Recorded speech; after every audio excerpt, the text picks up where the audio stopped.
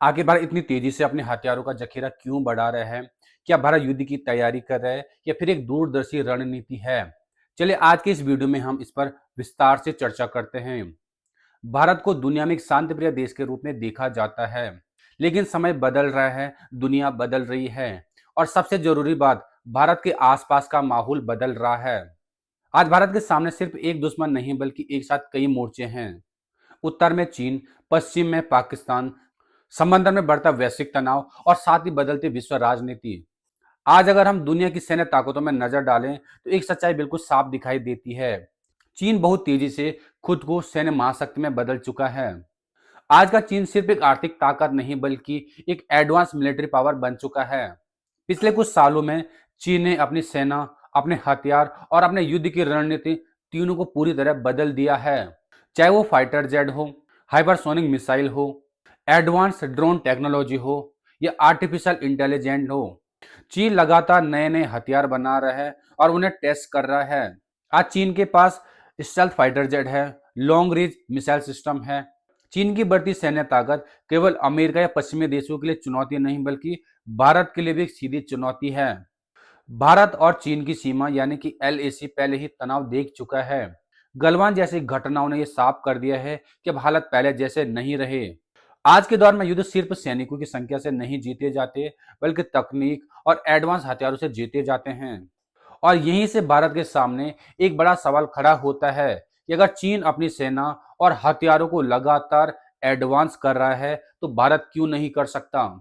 इसलिए भारत आज अपने हथियारों को आधुनिक बनाने पर जोर दे रहा है।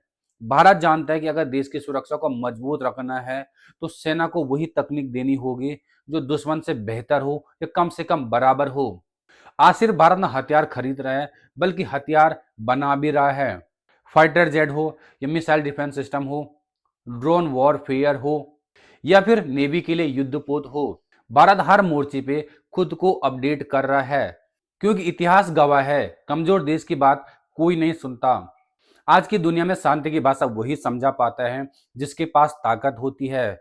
भारत ये अच्छी तरीके से समझ चुका है कि अगर भविष्य में किसी तरह की चुनौती आती है तो उसका जवाब केवल शब्दों में नहीं बल्कि ताकत से देना होगा।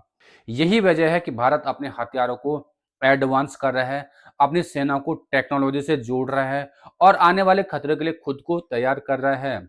आज भारत यही संदेश देना चाहता है कि हम शांति चाहते हैं लेकिन कमजोर होकर नहीं। आज मजबूत सेना, एडवांस हथियार और आत्मनिर्भर रक्षा प्रणाली, यही आज के भारत की असली ताकत है। वही दूसरी तरफ पाकिस्तान, जो सीधे युद्ध तो नहीं लड़ सकता लेकिन आतंकवाद और प्रॉक्सी वॉर के जरिए भारत को कमजोर करने की कोशिश करता है। इसलिए भारत ने यह तय किया है कि शांति की सबसे मजबूत गारंटी ताकत होती है।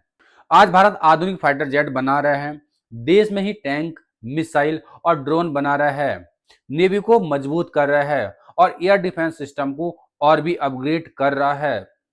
भारत यह समझ चुका है कि दूसरे देशों पर निर्भर रहना खतरे से खाली नहीं। इसीलिए आज Bharat make in India defence पर जोर दे रहा है। आज भारत दुनिया का सबसे बड़ा हथियार इंपोर्टर बनने की बजाय धीरे धीरे हथियार एक्सपोर्टर बनता जा रहा है। भारत के स्वदेशी हथियार सिर्फ ताकत का प्रतीक नहीं बल्कि आत्मनिर्भरता का संकेत भी है। आज भारत ने देश के अलग अलग हिस्सों में हथियार बनाने की फैक्ट्रियां लगा दी है। उत्तर भारत से लेकर दक्षिण भारत तक, पश्चिम से लेकर पूर्व तक, हर जगह भारत का डिफेंस इंफ्रास्ट्रक्चर तेजी से फैल रहा है। लेकिन सबसे बड़ा बदलाव ये दिखाई दे रहा है कि अब डिफेंस मार्केट में सिर्फ सरकारी कंपनी नहीं बल्कि प्राइवेट कंपनियां भी पूरी ताकत के साथ उतर चुकी हैं।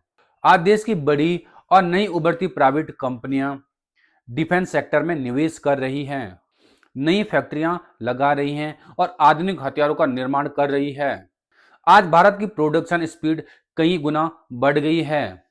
आज भारत के पास हर दिन मिसाइल बनाने की क्षमता है।